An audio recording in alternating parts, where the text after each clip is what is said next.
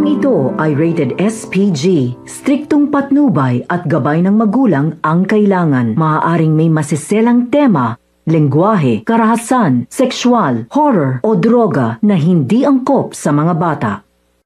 Tumawag nga itong si Carlos dito kay Lynette at agad naman sinabi dito ni Lynette na nagpunta nga muna itong si Annalyn sa Apex upang makakuha ng ebidensya laban dito kay Zoe. Ngunit ito namang si Carlos ay galit naman ito kay Annalyn dahil matigas nga daw ang ulo dito ni Annalyn. At nag-iba naman ang iniisip dito ni Lynette at kung bakit ay nagalit itong si Carlos at mas pinapaboran pa itong si Zoe.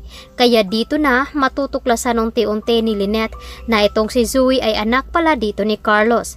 Malalaman na nga ba nito na kaya niya ipinapagtanggol dahil ayaw naman mapahamak dito si Zoe. Kaya narinig naman dito ni Aling Susan. Minasama ni Aling Susan dahil ang akala niya ay si Lynette ang ayaw dito kay Aling Susan at Diyosa na doon sa bahay ni Carlos. Ang hindi nila alam na itong si Carlos ay ayaw niya ng bisita.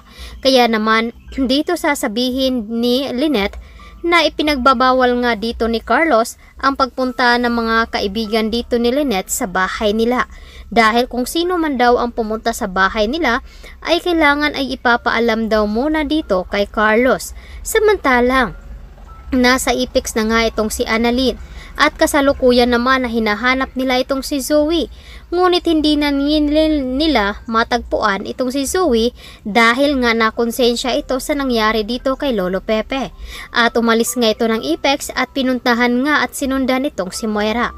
Kaya naman hinahanap dito ni Doc Prado itong si Zoe upang maitanong nga dito ni Annalyn kung may alam ba talaga ito sa pagkawala ni Lolo Pepe.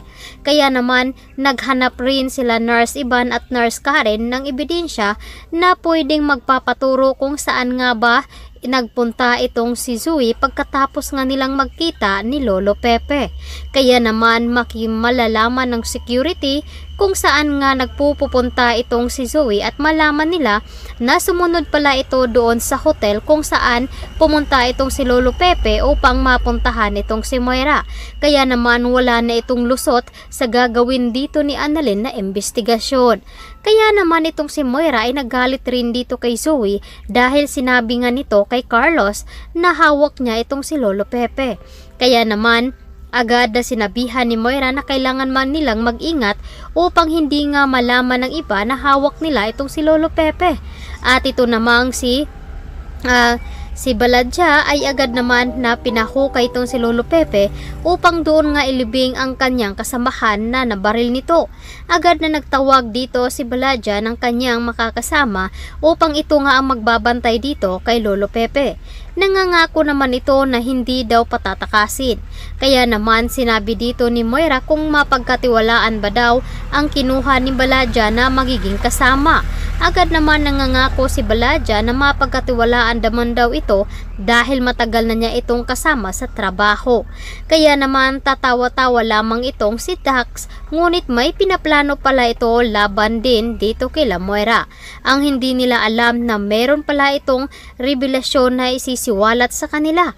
Si Zoe nga ba ang pupunta dito kay Lolo Pepe upang iligtas? Kaya ito ang dapat nating aabangan ngayong hapon.